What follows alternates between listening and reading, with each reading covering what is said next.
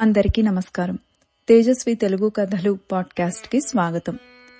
కంచి పరమాచార్య స్వామివారి వైభవాన్ని తెలిపే ఈ అనుభవం పేరు లక్ష్యం లక్షలు. ఇక అనుభవంలోకి వెళ్దాం. పరమాచార్య స్వామివారు తెలిసిన ప్రతి ఒక్కరికి శ్రీమఠం బాలుమామ తెలుసు.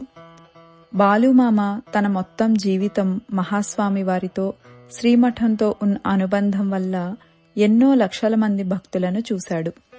కటిక పేదవారి నుండి అత్యంత ధనవంతుల వరకు, కడు నిరక్షరాస్యుల నుండి పెద్ద పెద్ద పండితుల వరకు, సామాన్య వ్యక్తుల నుండి దేశాధ్యక్షులు, ప్రధానులు, రాజులు, రాణులు, ఇలా ఎందరినో చూశాడు.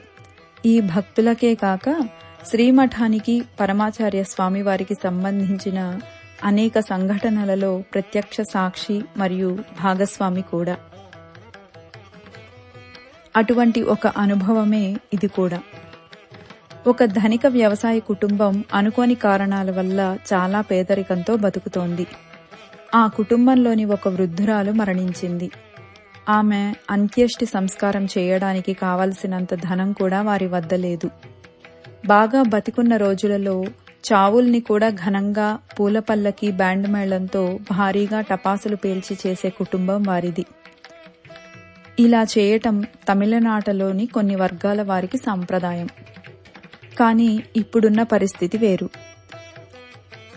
ఆత్మాభిమానాన్ని చంపుకొని ఒకరి వద్దకు వెళ్లి అంత్య సంస్కారాలకు డబ్బు కావాలి అని అడగలేకపోయారు ఆ కుటుంబం వారు. వారు పరమాచార్య స్వామివారికి పెద్ద భక్తులు కావడం వల్ల వాళ్ల గురించి అందరికీ తెలుసు. శ్రీమఠంలో ఉన్న ఇద్దరు కాపలా వాళ్లు ఈ విషయమై వారు చాలా పెద్ద కష్టంలో ఉన్నారు. చాలా గొప్ప ధనిక ధార్మిక కుటుంబం వారిది. కానీ ఈరోజు శవాన్ని తీసుకుని వెళ్లి అంత్య సంస్కారాలు చేయడానికి కూడా వారికి డబ్బు లేదు అని ఒకరికొకరు మాట్లాడుకుంటున్నారు. దగ్గరలోని గదిలో విశ్రాంతి తీసుకుంటున్న మహాస్వామి వారి చెవిన పడ్డాయి వీళ్ల మాటలు.